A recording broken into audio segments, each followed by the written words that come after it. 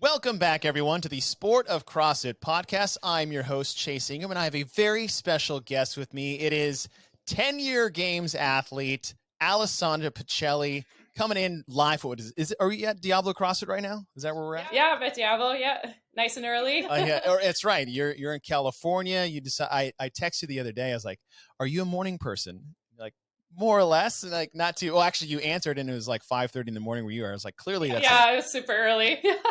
Clearly that's a yes. So it's nice and early in the morning where you're at. It's about 10 in the morning where I am. And hey, we just wanted to talk. I talked to your coach and affiliate owner, Craig, and he reached out to me and he had some news to share that we have not shared with anybody else, and what the beginning starts of why we are talking today. And I would like to let you take it from here with a little reason of why we're talking today.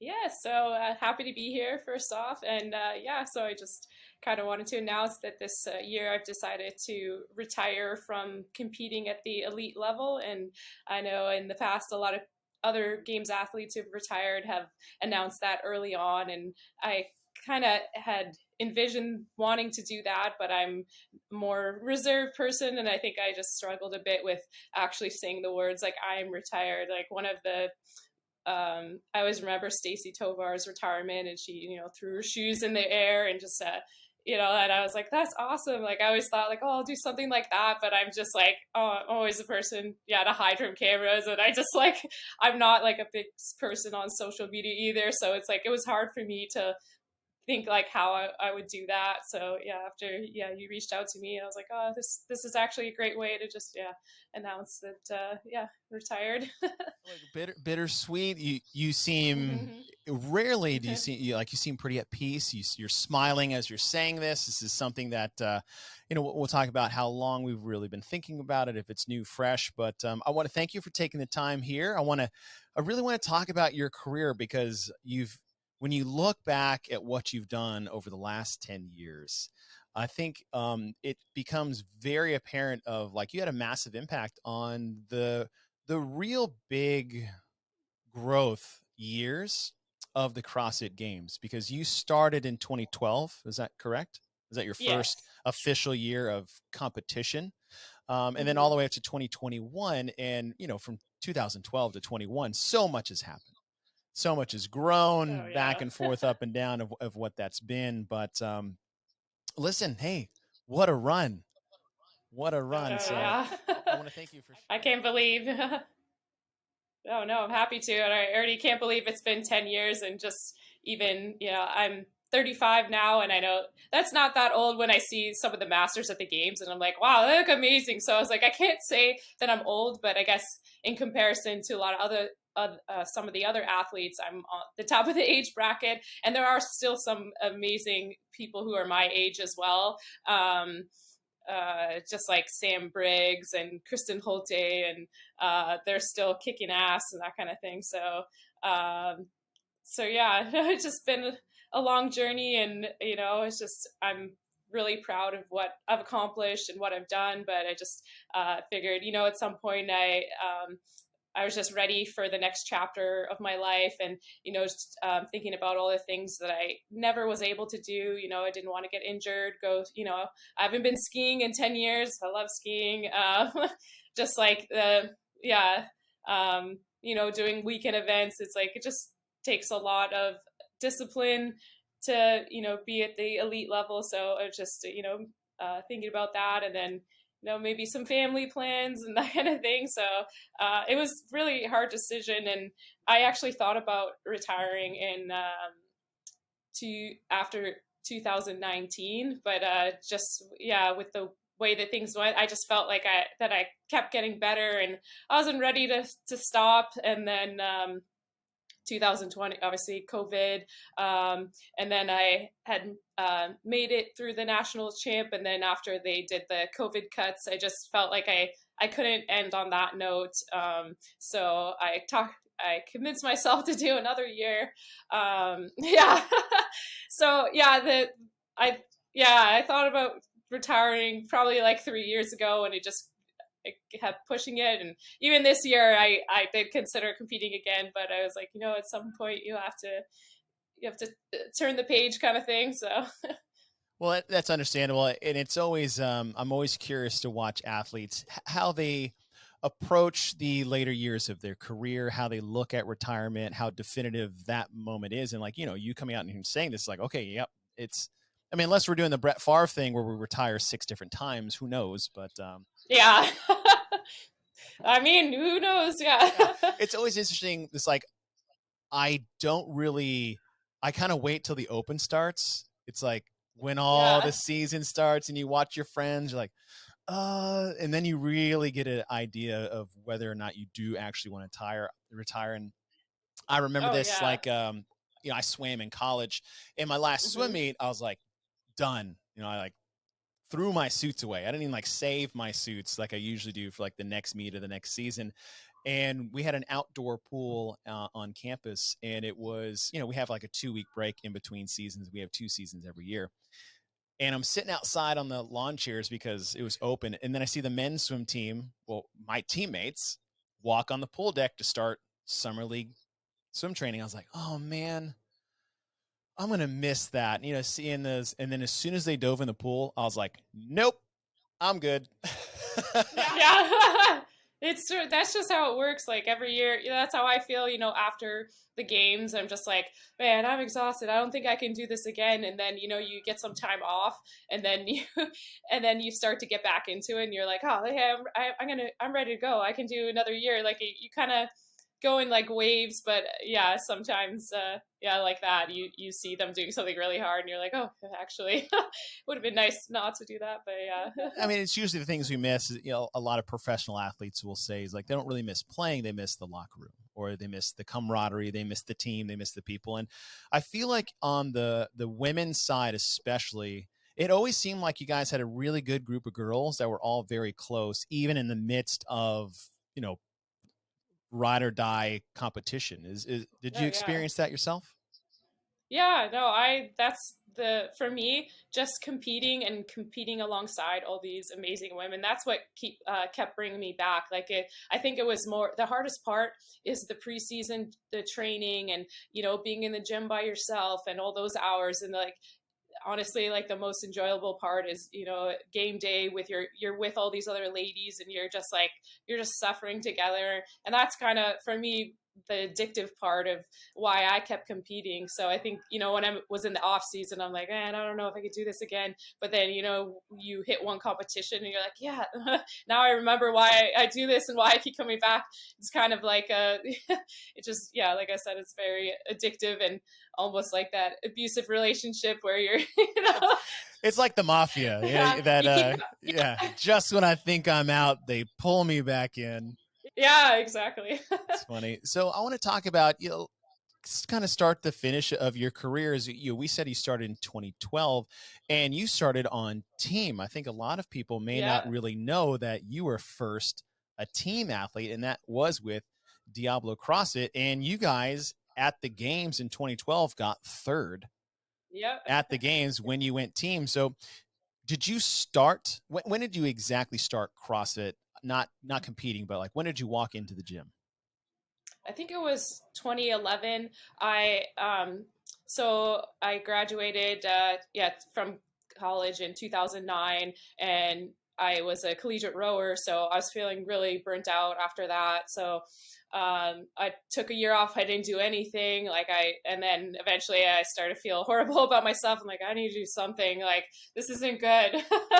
um, and then it was actually my rowing coach who had suggested, like, oh, you should try CrossFit. So I just went to a local gym and started, and it actually was it wasn't Diablo CrossFit, it was another gym, and I was just kind of doing my thing, and I had, no expectation. And then I actually, a previous member from the Diablo CrossFit team kind of recruited me, and he's like, hey, can you be on our team? And I was like, no, like I don't want to compete anymore. I'm over that. Like I just, like, I don't have the mental capacity. I don't want to compete yeah, anymore 10 years later.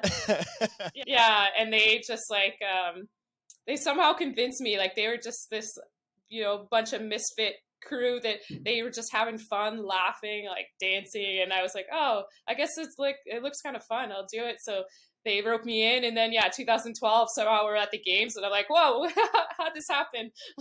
What a Yeah, unique experience. Like, yeah, I'll do team whatever, third at the yeah, CrossFit Games. Like yeah, that is not a typical starting career for a lot of athletes, especially if you started just maybe a year prior in yeah. 2011. So Um, not much experience, but yeah, I guess I had some athletic background, and yeah. those are So those were the good years. Like team was so all over the place. It was 6 people at the time. I think they yeah, had 6 people all the way up until maybe 2015, 2016, 2016, I believe. They yeah. started doing teams of 4. That was So what was okay, so you went just like, okay, I don't want to compete anymore, but I'll reluctantly do your team. And then we get third at the CrossFit Games. And then are we hooked? We have a resurgence of like an athletic career and potential here? What was the decision to yeah. go from team to individual? So kind of what happened. So the next year, I was just training, and I was just really enjoying being in the gym and training with other people. And then the people on the team were like, "You're not allowed to be on the team." And I was like, "Wait, what do you mean?" And they're like, "You're too good to be on the team. You're going individual." And I was like, "What do you? No, I can't." Like, so they kind of Like they kicked kind a of talked bird out me of the into it. nest. That's great. Yeah, they're like, it's okay, you could do this, we'll like train with you and stuff, and so that that was kind of the transition. And then next year, at the games as an individual, I'm like, whoa, like I don't know how this happened. So you got forced into doing team in 2012, and then you Yeah, got forced basically. off of the team to go Yeah, individual. they kicked And me off. oh, that's so great. That's usually not a really big team thing to do because they're like, hey, you're really good. Can you stay on the team? Because we Yeah, also right, it's like like being very good when we do this. So 2013 was your first year. Now, the hmm only thing, not the only thing I remember about you, but my first memory of you was in the legless event in yeah. 2013. I believe, was that Friday night? The Friday Night Yeah, Lights Friday event, Night Lights. tennis stadium. Dave Castro drops these ropes off of this rig that nobody could figure out what it was, and the ropes don't hit the ground. They stop about eye level, and we get legless rope climbs for the first time ever in live CrossFit competition. And hmm for the women's side, predominantly, it was just failure all over the place. Either people didn't know how to pace or people didn't have the strength. And then out of nowhere, there's this rookie female athlete that starts doing a kip off of the rope that nobody else was doing.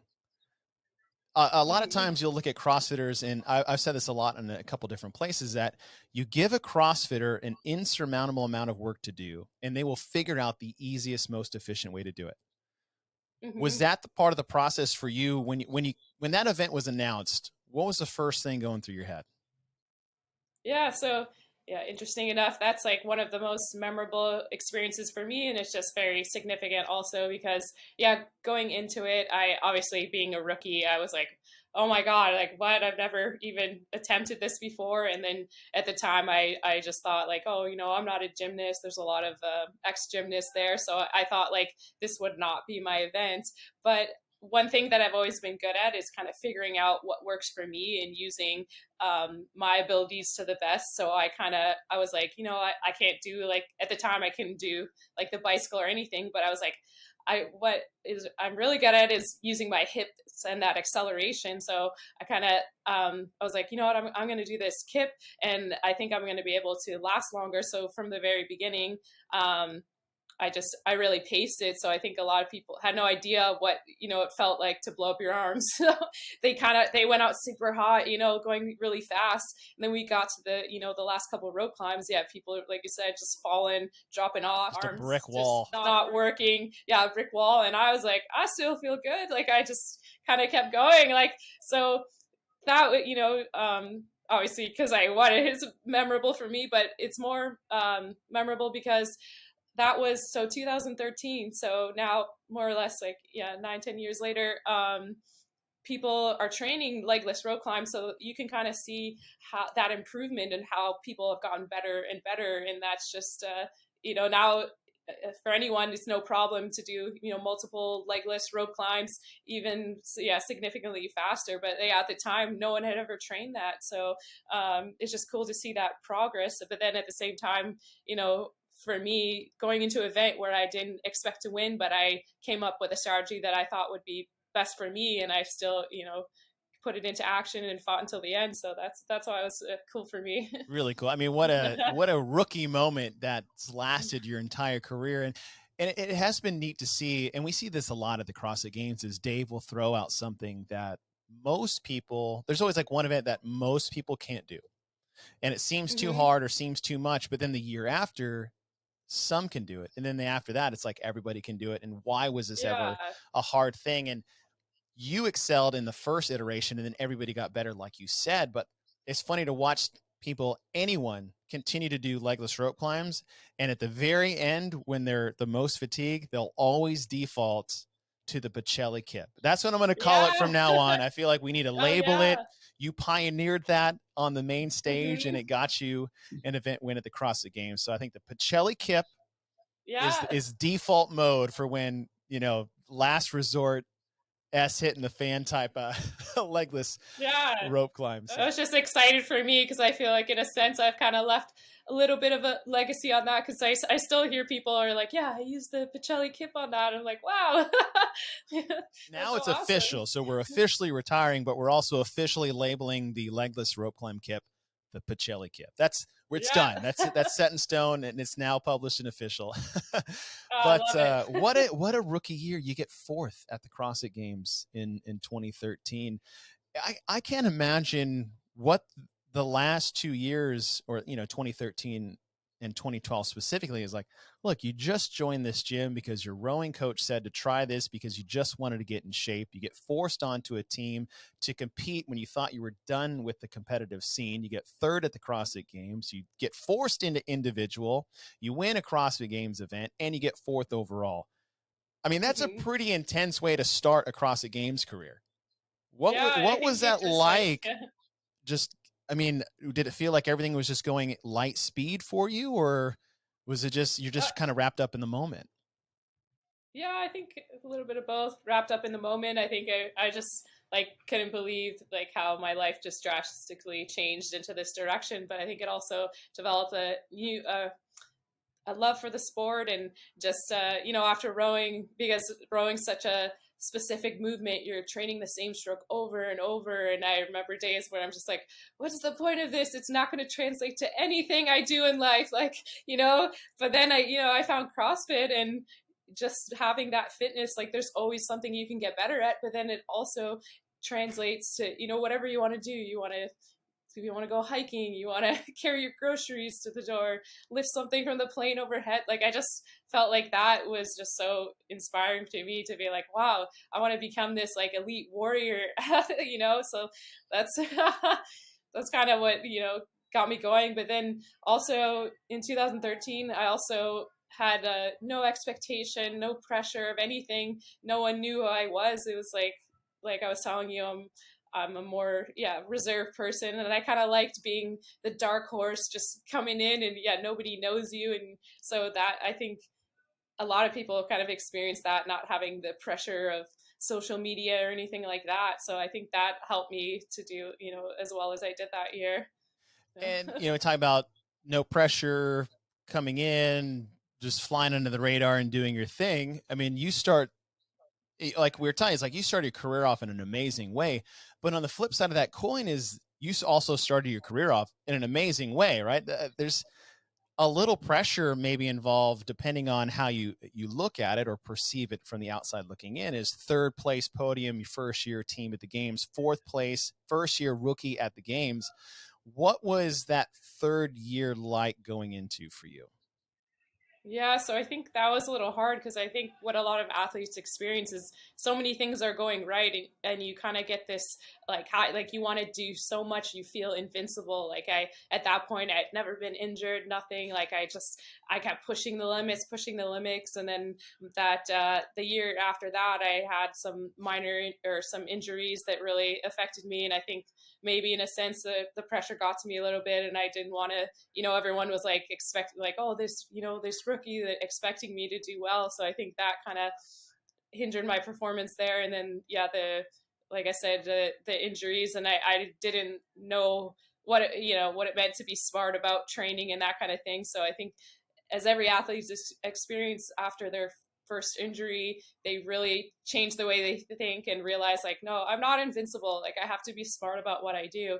And I think that, after those years, I basically smartened up and learned like, okay, to prioritize mobility. You can't do every competition. You have to so that was a learning experience for me. And then after 4 years, I guess I gained some veteran knowledge, and that helped me to bring myself back up the leaderboard.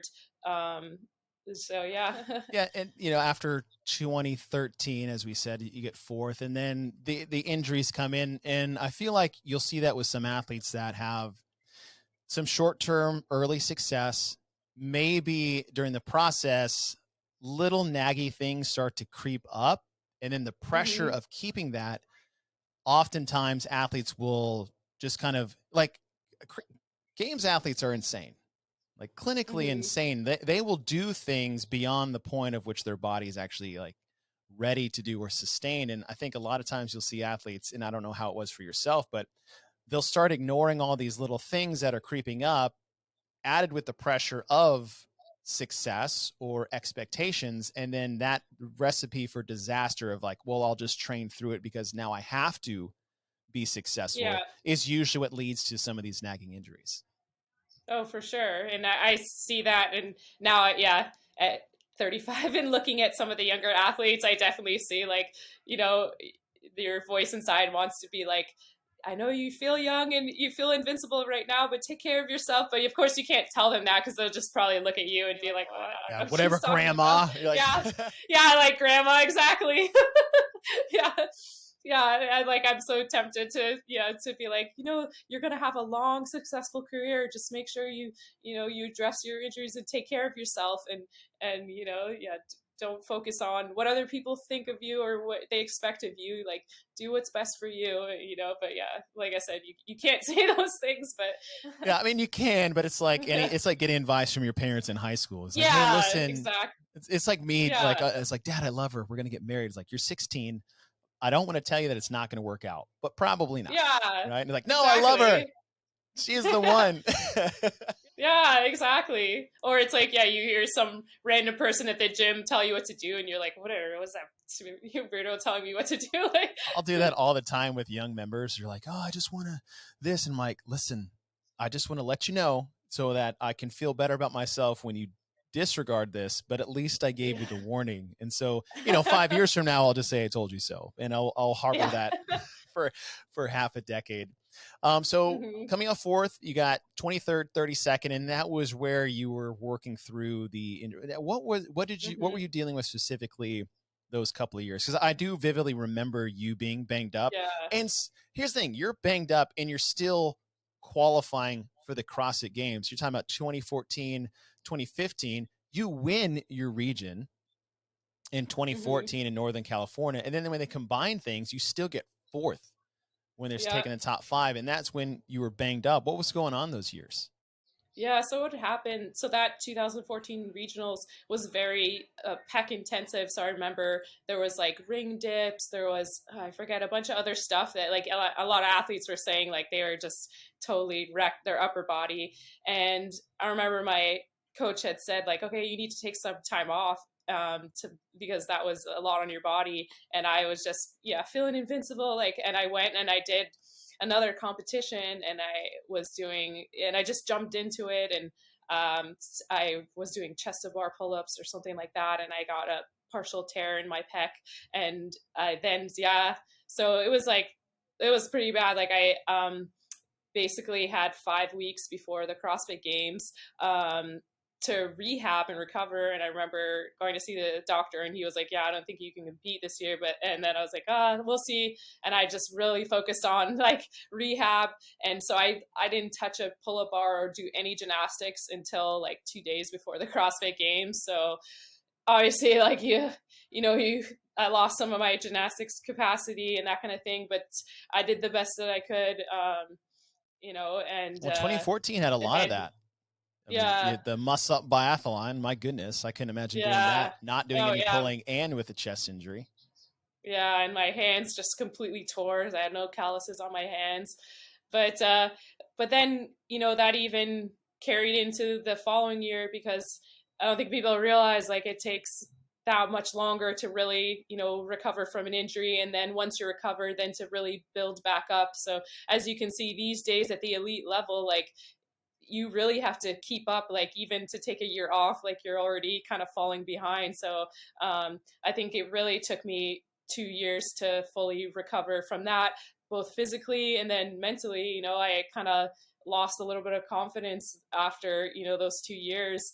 And then it was I think 2016 where I got ninth, so I was able to bring myself back. And I think that's the year that I just was like, wow, like I think like, I think I'm finally back. Like I finally, where I need to be. So that just like brought my confidence back to the level that it needed to be. But you could see, yeah, that there's a lot of factors, yeah, physical and mental, Yeah.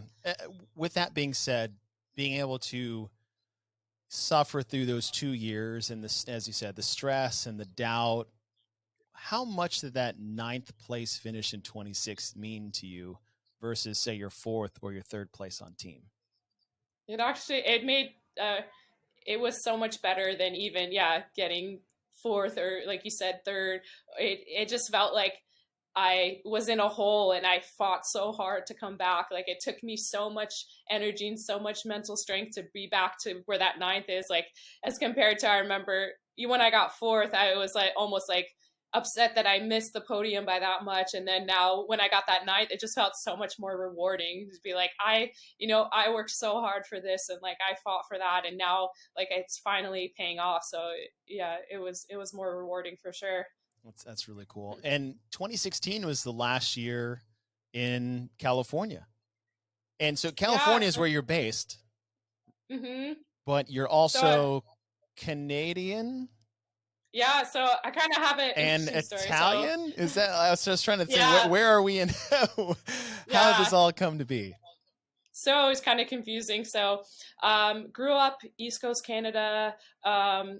Spent my whole, born there, spent my life there until college. And then I had got a rowing scholarship to California. So it wasn't until I was 19 that I moved out to California for school. And then I'd finished school and I had been on a student visa. And that's when I had begun CrossFit. So at the time, because I've seen a lot of regional changes, they based off where you lived. So because I lived in California, they would just automatically assume that I was American, and they put the American flag. And I remember telling them a couple of times, I'm like, I'm not American. I've never been American. And so I think people started to think like, oh, she's from California. And I was like, no, born and raised in Canada.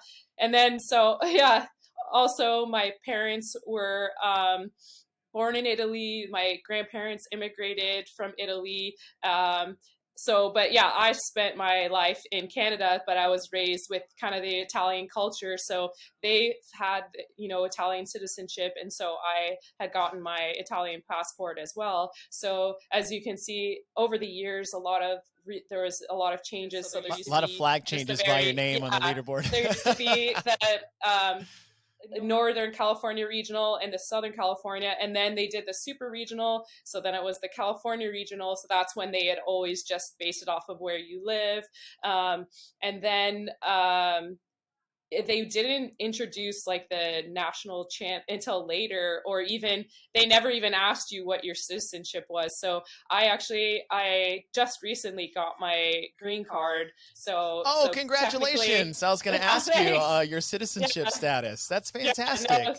Yeah, so yeah, Canadian citizen, Italian citizen, and then I have my U.S. green card. So that's why it's like a lot of people they're like, I thought you were American. Yeah, so I got options. So yeah, that's why. I've had a couple different flags, but yeah.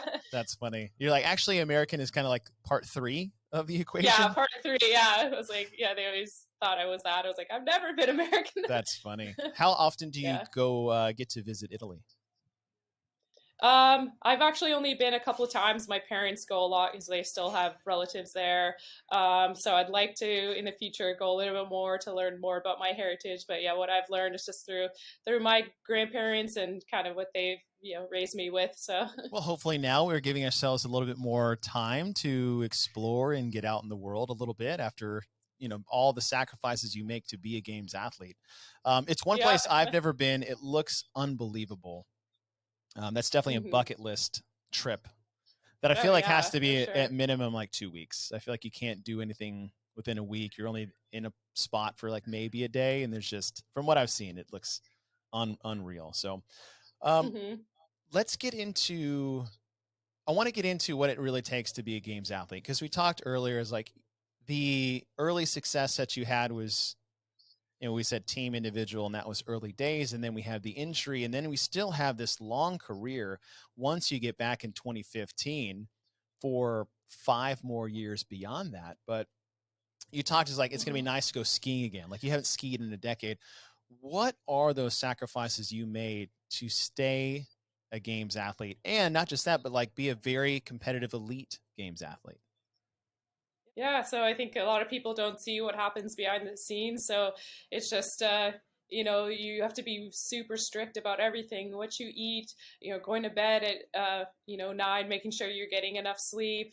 Um, just like, you know, every day. Oh, yes, I take off days, but being in the gym and, doing all that grunt work that, and that's what it takes, the late nights of, you're at the track and that kind of thing. So it really takes a lot of kind of drive and passion, and you have to have that discipline to be at the very elite level. And I think what has made me successful is that I've always been kind of super passionate about what I do. It's never been about money or social media for me. Like I just have always truly loved to compete. So and just getting better. So through getting better, I think if you want to be at the very elite level, you have to really start at the basics, and then you have to almost reach out to all the specialists and acknowledge that you're not the best at everything, but like how can I get better? So you kind of analyze that. So I've in my time worked with a lot of specialists from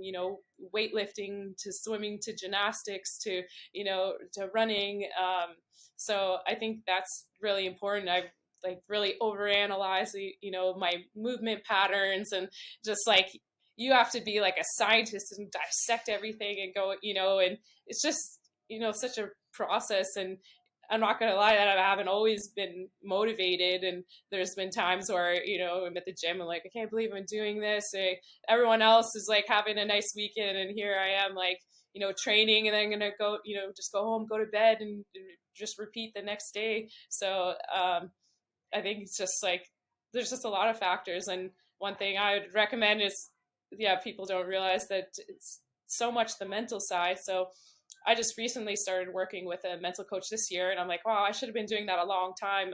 Her name's Emma Hackett, and she's amazing. Yeah, so I think that's always been the struggling part for me, and I think I'm sure a lot of athletes deal with these things, but I've had a lot of issues with anxiety and just all these other things and just working through them. So I did the best that I could, but to stay in it that long, you have to really know your why or why you're doing it. So yeah, like I said, for me, I really enjoyed competing, and I always just like saw myself as a warrior. I wanted to like feel like a warrior, a fighter, and just never give up. And I was raised, my father always read to me stories about the underdog, and they fought back. So I think it was that thrill of competing for me, or getting that feeling of feeling like a warrior, is what kept bringing me back. So every time I was in the gym and I was like, oh, I'm really tired, I don't want to do this, I kind of thought to that, like this sucks, but this is this is the work you got to put into to really reap the benefits later of getting to experience that thrill of competing. So and yeah, for others it may be different. Maybe they enjoy the social media part more, which I think it's awesome if that's them. And I think I do it more just to spread the message, to encourage other young women, or anyone who's struggling through something, or wants to be the best version of themselves, to know, like, anything's possible. It takes work. Like for me, it's been a 10-year, labor of love, and results don't just happen in, a couple months. Like you gotta be consistent, and just like, just keep going. I want to touch on your training components a little bit here in a second, but you're talking about training to be a warrior. You're raised to be that tough individual. I can think of no moment that personifies that for you than the 2018 marathon row. Yeah. That was just the event itself is one thing, but you were in a world of trouble and hurt almost from the get-go. What was going on in that row? Yeah. So going kind of back, before the full marathon row, we had the half marathon row, and obviously I was a collegiate rower, which typically we did, 2,000 meters, which is, it's like saying, comparing a sprinter to a marathon rower. So obviously, yeah, I'm more on the endurance side, but I actually did well on the half marathon row. And was that 2013? No, 2014. Is that 2014? 2013. No, 2013, because that was the Birdie Run day. The Birdie Run half marathon. Yeah.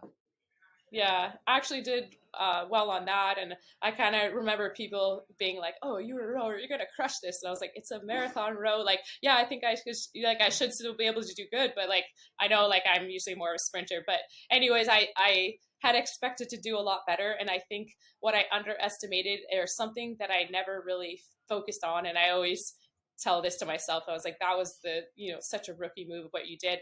I didn't plan out my hydration strategy. So one thing, I didn't take any salts, nothing. And I remember talking to some other athletes, and they're like, yeah, I like pre-salted the night before. Like I took, that. And then there's actually like a whole science to it, making sure your blood plasma, you have enough. Yeah. Like, yeah, you probably know too.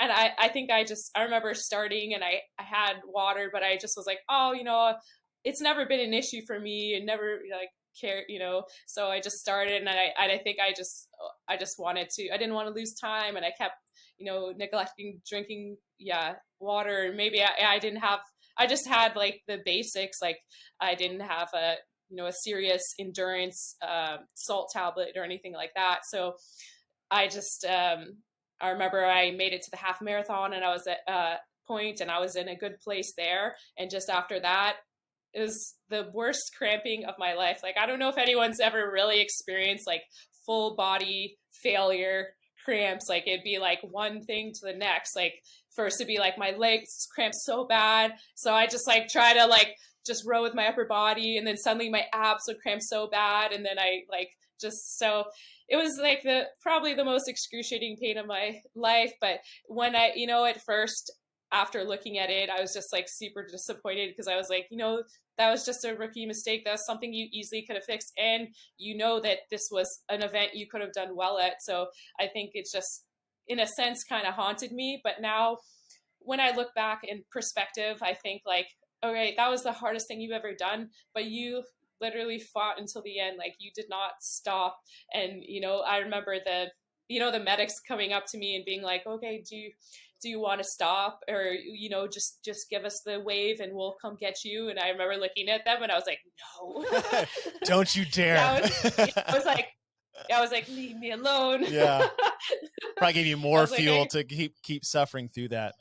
Yeah. And then finally, like, Dave Castro came up, and he's like, what are you going to do? And I was like, I'm going to finish. Like, I was like, I remember being like, so not angry, but I was just like, so determined. And I was like, I might die in the process, but I'm going to try to finish. Like, so now, yeah, like, it was just kind of it was the hardest thing I've ever done. So now, when I look back, any challenge that I do, I was like, I survived that. Like, I have what it takes to, whatever is thrown at me, like, I can do. I literally almost died, and I I fought through it. So now I try to look at it on the positive side. So yeah, like I said, I think at first it like really kind of haunted me, and I'm like, I can't believe that happened, and that that you could have with the right hydration strategy, taking salt tabs the night before, and then, doing it like a science, and now I do.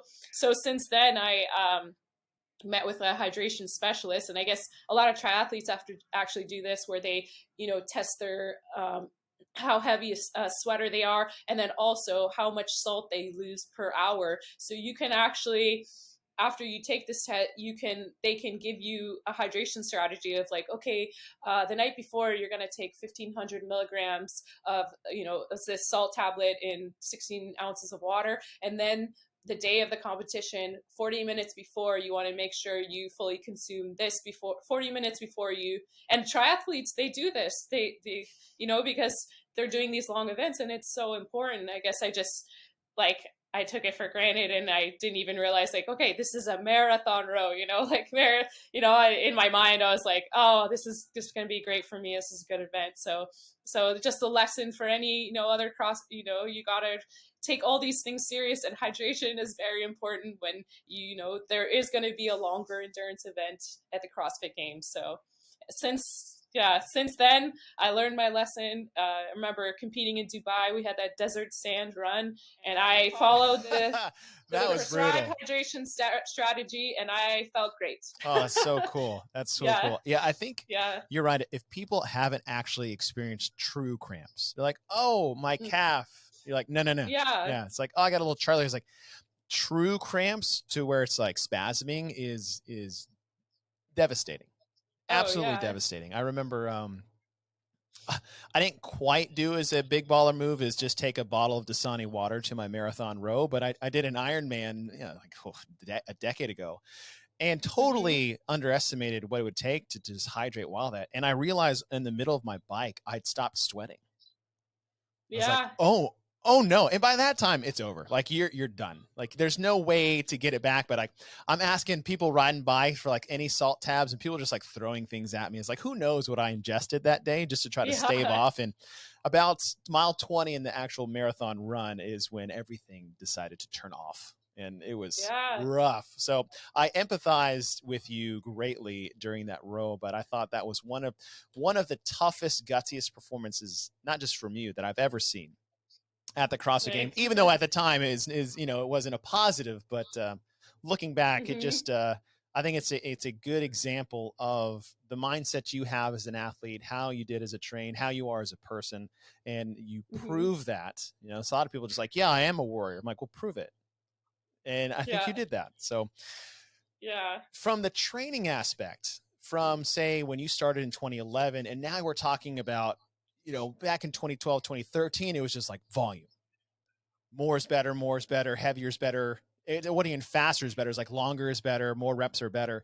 And as you saw your career evolve from 2012 to 2021, now you're talking about all these specialists, a hydration specialist, a mental coach. How has your training evolved over the years to where it was then to where it was now? Yeah, so over the years, I feel like every year I learned so much more. And every year I look back and I was like, if I only would have known that, that year, like I would have done significantly better.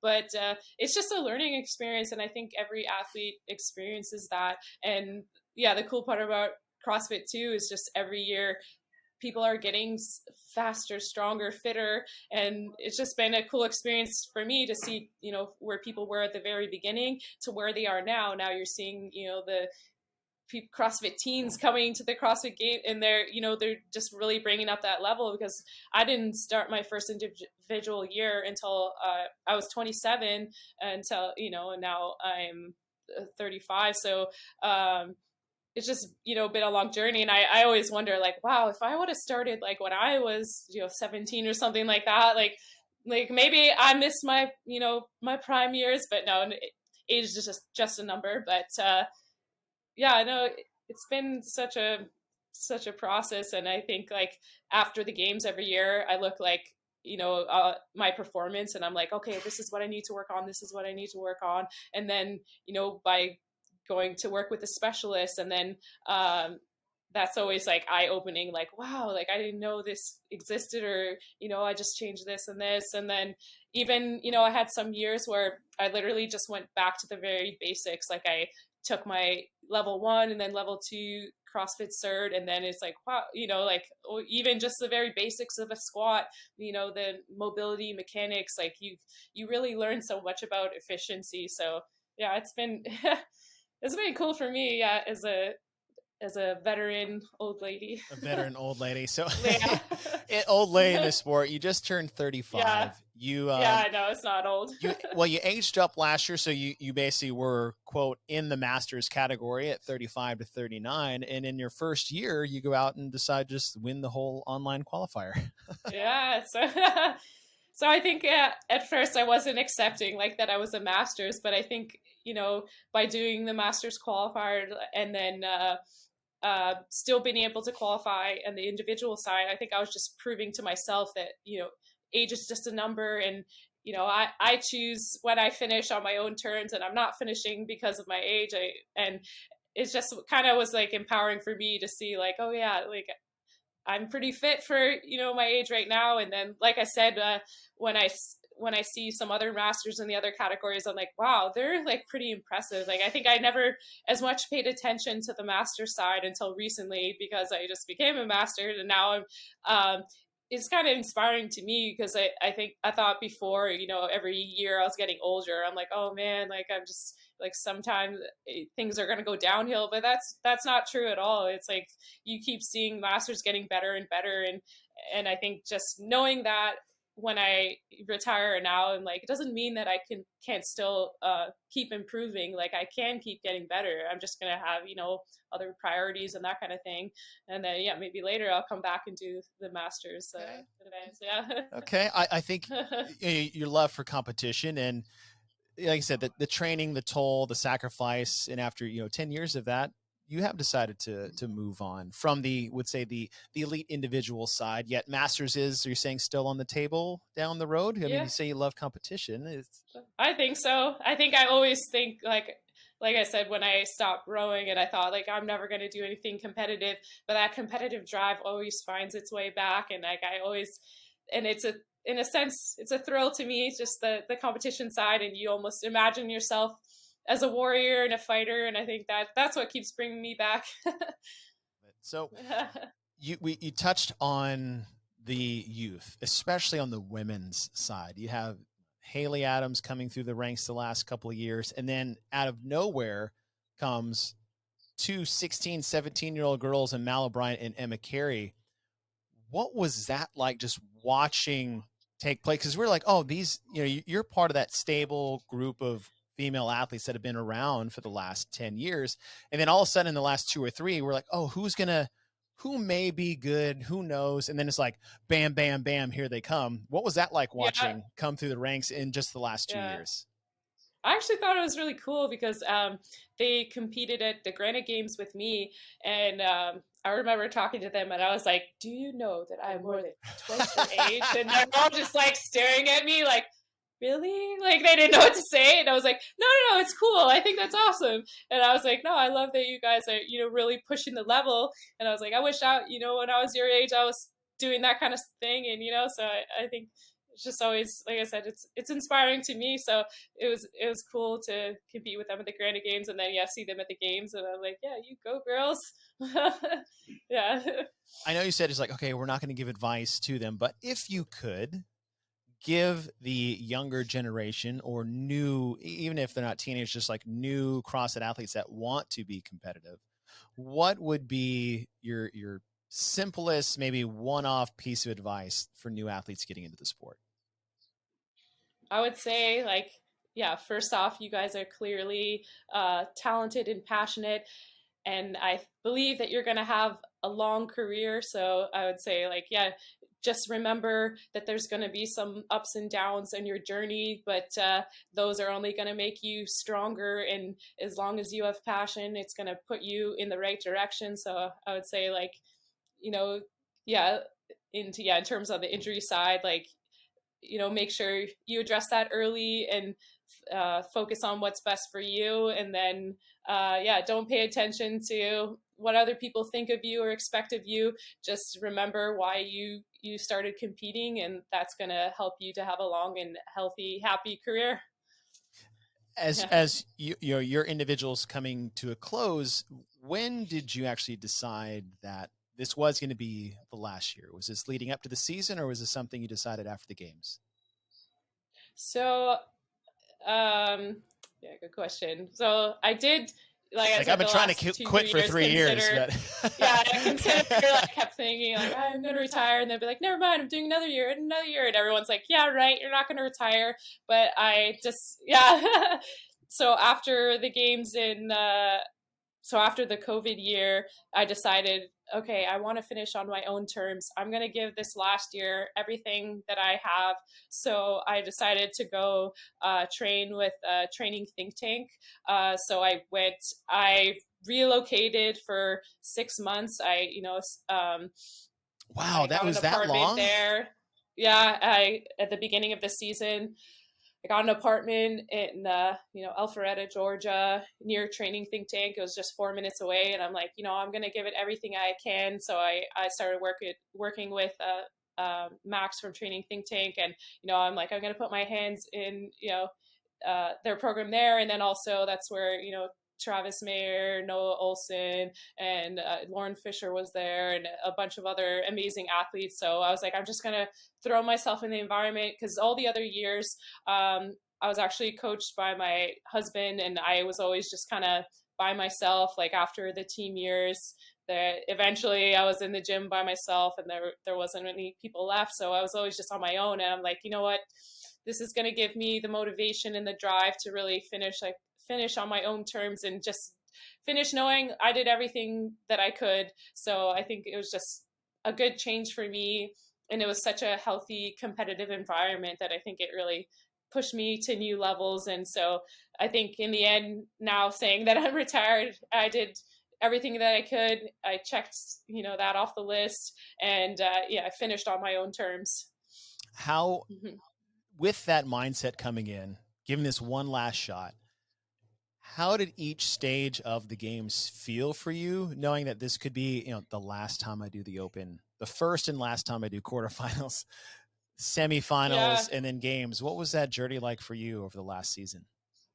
Yeah, I think it was just more memorable. Like I felt like I was just putting a lot more kind of passion into it, and being like more proud of what I accomplished. So I think like each stage of the Open, I was like, wow, that's the best. I improved my toes to bar double under so much. I'm really proud of that outcome. And then at the next stage, or just winning the Masters category, and then still doing well in the Open category, like I was just, yeah, like I was so proud. Like I think in the past, I never put much focus or attention on how I did. I was like, oh, whatever, like you could have done better. Everyone's always like, you could have done better.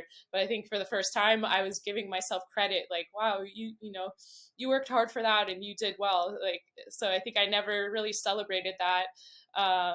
So that I just felt good in that sense. And then even, the Granite Games, qualifying at the Granite Games with this 16-year-old That or was 17 a power. Yeah. tough region. Yeah, it was I don't think people at first a lot of people thought the other regions were good too, but because I was like, well, just because they're rookies, or you just haven't seen them at the game. So I think people didn't understand what they were capable of, but I felt like I kind of knew what they were capable of. So I'm like, no, it's still going to be a tough region. Like those, they're newcomers, but I know that they're going to do well at the games, which they did. So now people are like, yeah, that was a good region. So the fact that at 35, I still qualified, like I'm super proud of that. And that's just going to be, that just helped me even more to be like, okay, like I feel better about retiring. Like and like I said, I was proud about what I achieved. So as you should be. I mean, a heck of a year, especially in your final year. What you did at the Granite Games to just get to the CrossFit Games, I thought was very impressive, and your hardest fought qualification competition you've ever been a part of. I mean, usually at regionals, it's like, yeah, I'll make it. And this one was like, yeah. Hey, last day, Yeah. last day, Yeah. we got. I had to like fight that last day to Yeah. really bring it back. So I think that just, made me appreciate more what I've accomplished. Well, listen, it was a great year. It's been a great career. As we close the book on our competitive career chapter, what is the new chapter looking forward for you? Yeah, so that's been a challenging question because I think at first, after I retired, I'm not going to lie, it was a challenge. And that's something people don't often talk a lot about. And just the first month, I was just totally confused and just feeling like, how do I redefine my purpose in life? For 10 years, it had just always been to, be, make it to the CrossFit games, be the best version of myself. I was always looking to, what to improve next. And now, like, at first in my mind, I was like, everything doesn't matter anymore. What's the point of life? Like, Yeah. Who am I? Yeah, who am I? Literally, is this why you loved me? It's yeah, like, no, it's not. So I had to really like dive deep and think about, what's next, what I want to do. So I started coaching at Diablo CrossFit. I do kind of the fundamentals class. So I really went back to the basics. I also coach the teens, and I started doing some personal training. So I think really giving back to the community has made me feel good right now. And that's giving me time to think, what's next. I'm definitely thinking about future family planning and, all the, buying a house, maybe do some gardening. So gardening. I think now that it's work on that green thumb. Yeah. Now that it's been more than 2 months since the end of the games, I'm starting to see things more clear and really appreciate, like, now I have time to do the things that I never could do before. I have, making lists of what I want to do. So I'm feeling a lot better about that now. And even after I talked to my mental coach, and she reminded me, she's like, those 10 years that you put in, it's just a testament to your character that you had the passion and drive and discipline to do that for 10 years. Now is a new chapter. You can do anything you want. Now, even on your resume, you can say, like, whatever job you do or whatever, like, knowing that that's your character, is that you have the ability to put that focus into whatever you want to do. So that really made me feel better. And I was like, yeah, you're right. And so now it's helped me to turn the page and focus on what's next. And yeah, like I said, I'm still figuring that out, and I'm sure with time, but I'm just really happy where I'm at right now, and yeah, giving back to the community and helping out there. And then hopefully soon we'll see what's next. But I also remind myself too, like, just because I'm not competing on the elite stage anymore, like, I'm always going to be a CrossFitter. Like, I always want to keep getting better at whatever I'm going to do. I still love fitness. I still want to lift. I still, I jump into the CrossFit classes every now and then. So that doesn't have to end. Like, at first, when I just retired, I'm just like, I didn't work out for probably a month. And then gosh, I did not feel good about that. And I'm like, now I'm starting to find the better balance in life. And and just because I'm not elite CrossFitter, like, I could still stay fit and do good things. And there's people with everyday jobs, they're just coming in and doing the daily class, and that's really fulfilling to them. So I think I've finally gotten to that place. But yeah, who knows? Stay tuned for the future. You got time, right? Now you probably have more time on your hands than you really have any idea what to do with, now that you're not putting all that time and effort into training for the CrossFit games that you have been for the last decade. Yeah, I think that was a challenging part. I was just, sitting around me like, what do I do? I don't know. I could maybe read a book, I guess. Like, you almost sit around, like, especially, I mean, you played sports in college and, went to school. It's like, I would sit around if I had 2 weeks off of training, and I was like, how does anybody fail school? Like, you have so much time on your hands. It's like, how is anybody not successful? Because you don't realize how much time you do have, or how much time you can waste in a day. And I would say for you is your mental coach nailed it for you. Is like, think of when you're unsure about what's to come in the future, or what it holds for you, or what to do next, whether it's success or you shouldn't have any fear of that, because you have done that for a decade in the most difficult disciplined way you could possibly do, that I think is being a games athlete. I may be biased when I say this, although I'm not a games athlete, but I think games athletes are the hardest working, the hardest training athlete in all of sports. And I feel like oh, it's like the amount of work that you have to do to be great at everything is unbelievable, to do it at the level at which you guys do. So I think you should be able to hang your hat on, no matter what it is you look at going forward in the future, is that it doesn't matter what it is. If you can take what you did over the last decade and channel that in any way into something that you're passionate about going forward, I have no doubt you're going to have success in whatever that is you decide to do. So take that confidence with you. I'm so excited what the future holds for you. We'll definitely keep tabs and what's coming. And, I'm very excited. I want to say, thank you for a great 10 years for CrossFit community, for the sport of CrossFit. You have been one of the mainstay athletes that helped really bring this sport to life. And I just want to say thank you, Alessandra. Yeah, thanks for having me. And yeah, honestly, CrossFit has changed my life, and I hope that the legacy continues and help out in any way that I can. And yeah, no, just overall happy. Thank you, Alessandra. Alessandra Pichelli, 10 years, calling it a retirement, calling it a career. Thank you for everything, and good luck in the future. Thanks so much.